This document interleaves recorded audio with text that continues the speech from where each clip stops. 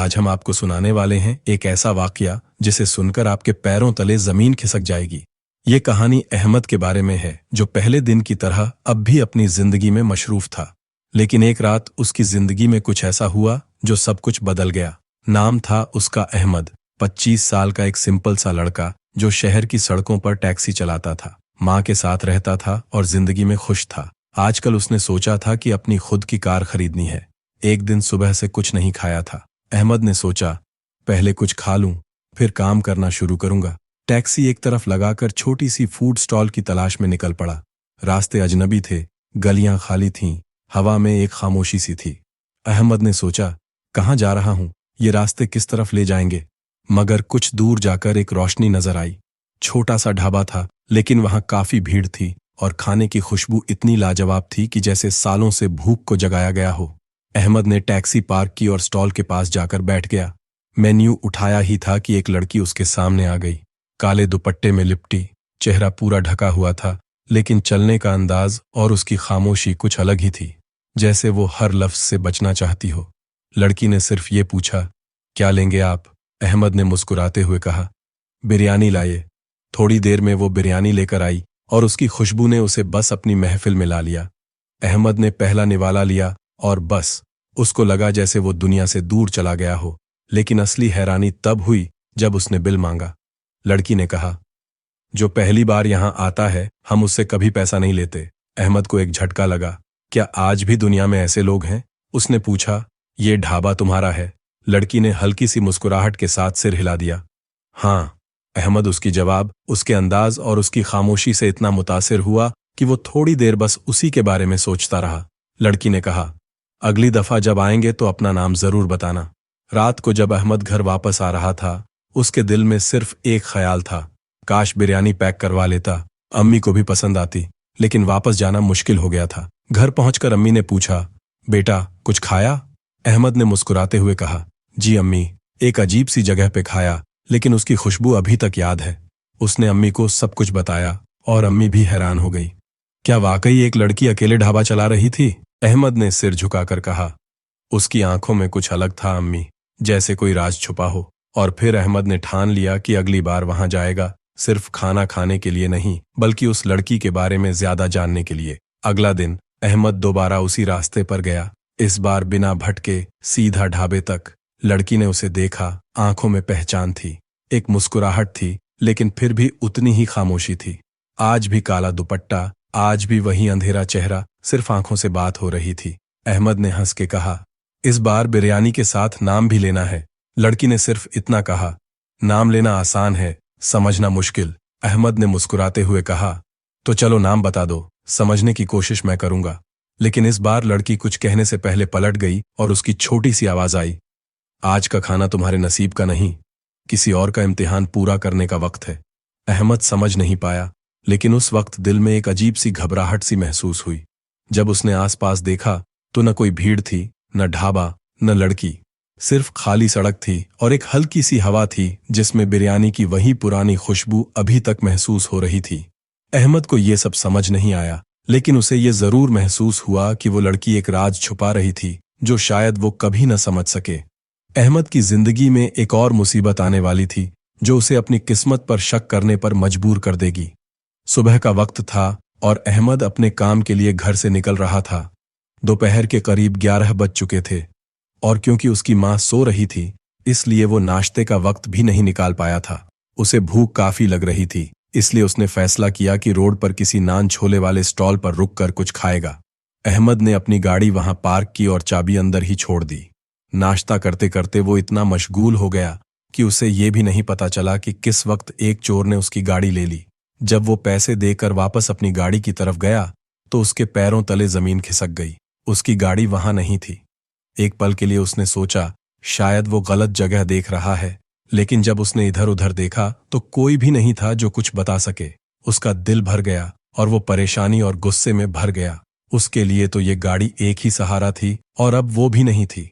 उसके दिमाग में कई जज्बात चल रहे थे, हैरानी, गुस्सा और अफसोस, सब कुछ मिल गया था। अहमद रुककर सड़क के किनारे बैठ गया। समझ नहीं आ रहा था कि अब क्या करे। फिर उसके जहन में पुलिस स्टेशन का ख्याल आया। हो सकता है कि पुलिस उसकी गाड़ी ढूंढ ले। अहमद ने पुलिस स्टेशन जाकर रिपोर्ट दर्ज करवाई और धीरे धीरे वहां से निकला। उसे सबसे बड़ा खौफ इस बात का था कि वो अपनी मां को कैसे ये सब बताए। उनकी तबीयत भी ठीक नहीं थी और अगर उनको ये पता चलता तो वो और ज्यादा परेशान हो जाती। अहमद अपने ख्यालों में चला गया और बिना किसी वजह के काफी आगे निकल गया। फिर उसने देखा कि जहां वो खड़ा था वहीं वही ढाबा था जहां हुरिया बिरयानी बेचती थी। अहमद खुद भी हैरान हो गया कि ये कहां से आ गया। वो अपने ख्यालों में इतना डूबा हुआ था कि उसे ये भी नहीं पता चला कि वो इस जगह तक कैसे पहुंच गया। अहमद धीरे धीरे ढाबे की तरफ बढ़ गया और एक कुर्सी पर बैठ गया जैसे थक कर गिर गया हो। ये देखकर हुरिया फौरन उसके पास आई। क्या हुआ, सब ठीक तो है? तुम काफी परेशान लग रहे हो, हुरिया ने फिक्रमंदी से पूछा। अहमद ने गहरी सांस ली और उसे अपनी गाड़ी चोरी होने की बात बता दी। ये सुनकर हुरिया ने अपने दिल पर हाथ रखा और कहा, मुझे यकीन नहीं आ रहा कि तुम्हारा इतना नुकसान हो गया है। अब क्या करोगे? अहमद ने अपने खाली हाथों की तरफ इशारा किया और सिर हिला दिया जैसे कह रहा हो, अब कुछ नहीं हो सकता। हुरिया भी ये देखकर उदास हो गई थी, लेकिन उसने अहमद की मदद करने की पूरी कोशिश करने का सोचा। अहमद का दिमाग अब पूरी तरह से उलझा हुआ था और उसकी नींद भी चली गई थी। गाड़ी की चोरी ने उसकी रात की नींद उड़ा दी थी। हर रोज वो पुलिस स्टेशन के चक्कर लगा रहा था, लेकिन कोई फायदा नहीं हो रहा था। पुलिस सिर्फ इतना कह रही थी कि जैसे ही कोई सुराग मिलेगा हम आपको बता देंगे। एक हफ्ता गुजर गया था, लेकिन गाड़ी का कोई पता नहीं चल रहा था। अम्मा हर रोज अहमद से पूछती रहती थीं, लेकिन वो हर बार कोई ना कोई बहाना बना देता था। आज बहुत दिनों बाद अहमद फिर से उसी ढाबे पर गया।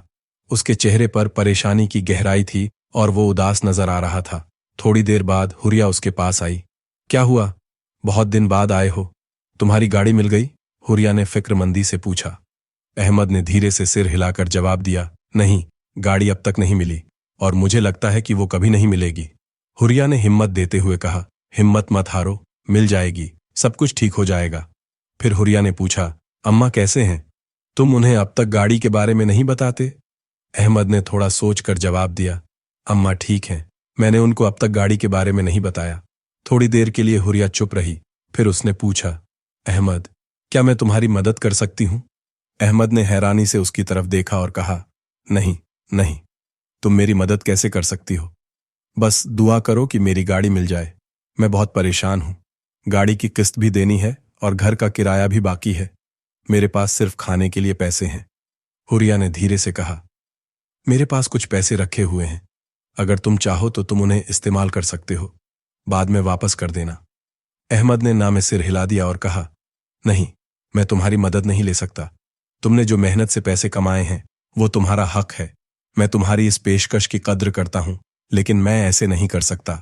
हुरिया चुप हो गई और उसके चेहरे की रोशनी गायब हो गई थी। थोड़ी देर बाद हुरिया खाना लेकर आई और अहमद के सामने रख दिया। अहमद ने मना कर दिया, अभी मेरे पास पैसे नहीं हैं, मैं नहीं खा सकता। हुरिया ने कहा, मैं तुम्हारे बिल में जोड़ दूंगी, जब पैसे हों तब दे देना। फिर वो गुस्से से वहां से चल गई। अहमद को थोड़ी शर्मिंदगी महसूस हुई कि वो बार बार उसकी मदद को ठुकरा रहा था। उसने सोचा, मुझे ये खाना तो खाना चाहिए था। वो उठकर हुरिया के पीछे गया और उससे माफी मांगते हुए कहा, हुरिया, मुझे माफ कर दो, मैं तुम्हारे सब कुछ ठुकरा रहा हूं। अहमद ने हल्के लहजे में कहा, मैं तुम्हारे खुले दिल को समझ नहीं पाया हुरिया। हालात ने मुझे इतना सख्त बना दिया है कि किसी के जज्बात भी समझ नहीं आते। हुरिया हल्का सा मुस्कुराई और बोली, मैं नाराज नहीं हूं अहमद, मैं सिर्फ तुम्हारी मदद करना चाहती हूं। अगर तुम मेरी मदद कबूल कर लोगे तो मुझे खुशी होगी। ये कहते हुए उसने पहली बार अहमद की आंखों में सीधा देखा। अहमद एक लम्हे के लिए बिल्कुल खामोश हो गया, जैसे वक्त रुक गया हो। ऐसा लगा जैसे उसकी रूह उस निगाह में कैद हो गई हो। फिर अचानक उसने होश संभाला और धीरे से सिर हिलाकर मना कर दिया। वो वापस अपनी टेबल की तरफ चला गया। बिरयानी ठंडी हो रही थी, लेकिन अहमद अब भी उन्हीं लम्हों में खोया हुआ था। खाते वक्त भी उसका ध्यान बस एक ही बात पर था, हुरिया की वो निगाहें। उसे लग रहा था जैसे हुरिया अब भी उसी पर नजर रखे हुए थी। थोड़ी देर बाद अहमद बिरयानी छोड़कर उठ गया। रास्ते में चलते हुए उसके जहन में सवाल उठ रहे थे, हुरिया मेरी इतनी मदद क्यों करना चाहती है? क्या वजह है कि इतनी बड़ी रकम देने को तैयार है? अगर उसके पास पैसे हैं तो वो खुद कोई बेहतर काम क्यों नहीं करती? इसी उलझन में वो चल रहा था कि अचानक उसे महसूस हुआ कि कोई उसके साथ साथ चल रहा है। जब उसने गर्दन घुमाकर देखा तो उसके होश उड़ गए। हुरिया उसके साथ थी। वही कपड़े, वही दुपट्टा और वही मुस्कुराहट। अहमद ने हैरानी से कहा, हुरिया, तुम यहां? हुरिया थोड़ा रुक गई। उसकी आंखों में कुछ अजीब सी चमक थी। उसने अपनी उंगलियों को मोड़ते हुए कहा, मैं तुमसे अकेले में बात करना चाहती थी। ढाबे पर भीड़ होती है, खुले दिल से बात नहीं हो पाती, इसीलिए मैं तुम्हारे पीछे आ गई। फिर उसने अहमद की आंखों में झांक कर गहरी सांस ली और कहा, अहमद, मैं तुमसे एक सच बताना चाहती हूं ताकि तुम मेरी मदद कबूल कर सको। मेरा नाम हुरिया तो है, लेकिन मैं एक आम लड़की नहीं हूं। मैं जिन्हों की दुनिया से आई हूं। अहमद का रंग उड़ गया। उसे अपनी आंखों पर यकीन नहीं आया। हुरिया ने धीरे से अपने चेहरे से नकाब हटा लिया। उसकी खूबसूरती को देखकर अहमद कुछ पल के लिए बस उसी में खो गया। वो रात कैसे गुजरी, अहमद को खुद याद नहीं। अगली सुबह जब अम्मी ने फिर से उससे गाड़ी के बारे में पूछा, तो इस बार अहमद ने झूठ नहीं बोला। गाड़ी चोरी हो गई अम्मी, इसी वजह से परेशान हूं। यह सुनकर अम्मी की आंखों में आंसू आ गए। कमाई का सिर्फ एक जरिया था, वो भी अब चला गया था। अहमद खुद को कोस रहा था। हर दिन मुश्किल से गुजर रहा था। हुरिया से उसकी फिर मुलाकात नहीं हुई थी।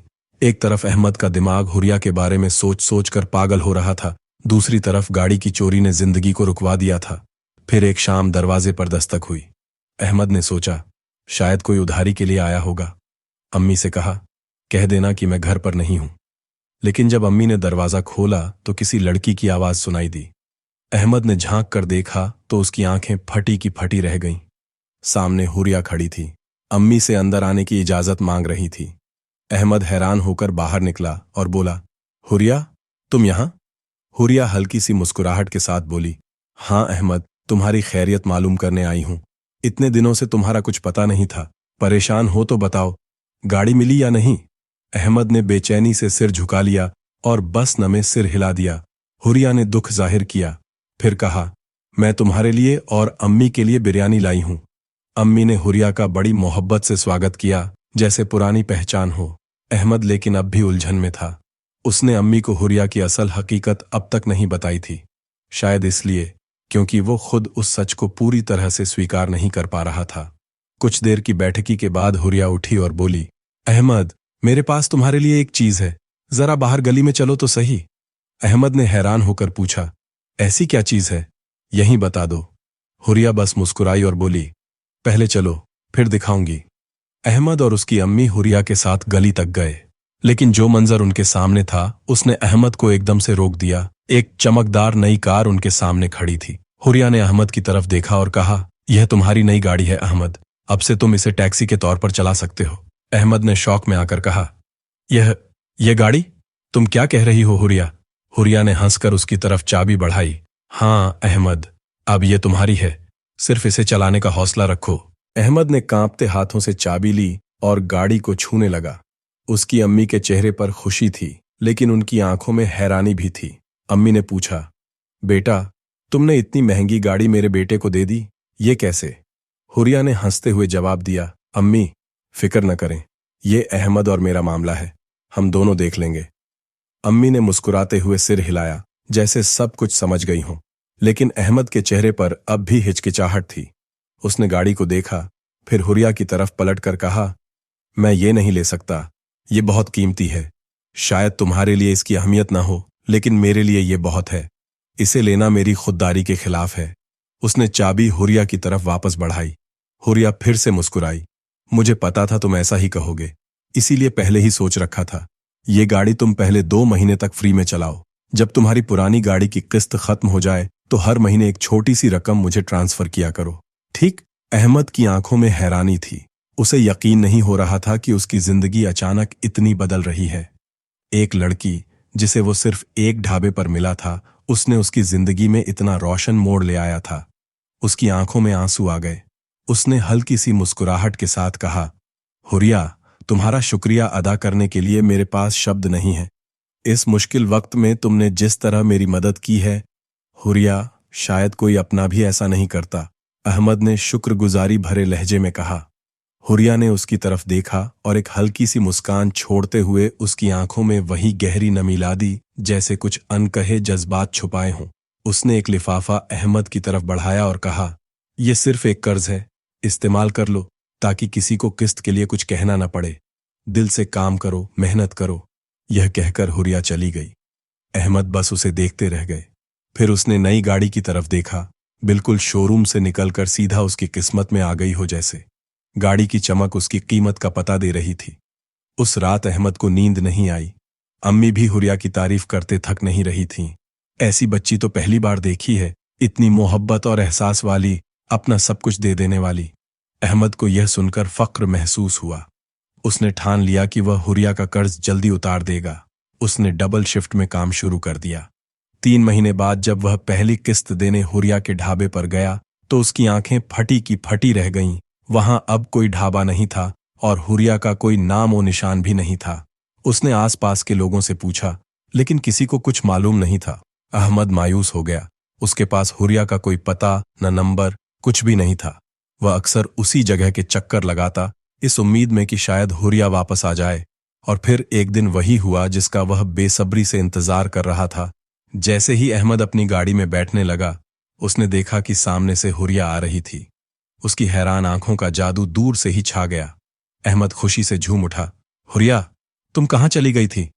मैं कब से तुम्हें ढूंढ रहा था। हुरिया मुस्कुराई। अहमद, मुझे माफ करना, मैं तुमसे मिलकर नहीं जा सकी। मुझे अपनी दुनिया में वापस जाना पड़ा। मेरा काम यहां मुकम्मल हो गया था। लेकिन तुम वापस क्यों आई? अहमद ने पूछा। शायद तुम्हारा दिल मुझे आवाज दे रहा था, इसीलिए वापस आ गई, हुरिया ने नरमी से कहा। अहमद ने उसका हाथ पकड़ना चाहा, लेकिन हुरिया ने हल्का सा अपना हाथ पीछे कर लिया। अहमद शर्मा गया। माफ करना हुरिया, हुरिया ने प्यार भरे लेकिन ठहरे हुए लहजे में कहा। अहमद, मैं तुम्हारे जज्बात को समझती हूं, मगर तुम इंसान हो और मैं एक जिन। मेरी दुनिया में कुछ पाबंदियां हैं जिन्हें मैं तोड़ नहीं सकती। यह कहकर हुरिया मोड़ने लगी, लेकिन अहमद ने उसे रोका। उसने किस्त की रकम देना चाही, लेकिन हुरिया सिर्फ मुस्कुराई। मैंने तुम्हारी मदद इसलिए नहीं की थी कि तुम पे कोई एहसान हो। ये रकम मुझसे न जोड़ो। अगर वाकई इसका सही इस्तेमाल करना चाहते हो तो किसी जरूरतमंद की मदद कर देना। समझना, मेरा कर्ज उतर गया। हुरिया ने आखिरी बार अहमद की तरफ देखा, मुस्कुराई और वहां से चली गई। अहमद बस उसे देखते रह गए। उसे महसूस हुआ कि जैसे उसकी पूरी दुनिया खाली हो गई हो। लेकिन जैसे ही वह गाड़ी में वापस बैठा, एक जानी पहचानी महकती खुशबू उसके आसपास घूम गई, वही खुशबू जो हमेशा हुरिया के आसपास होती थी। अहमद हल्की सी मुस्कुराहट के साथ, उसने समझ लिया था हुरिया उससे दूर नहीं थी, वो हमेशा उसकी एक पुकार की दूरी पर थी। कहानी यहीं खत्म होती है, लेकिन यादों में हमेशा जिंदा रहती है।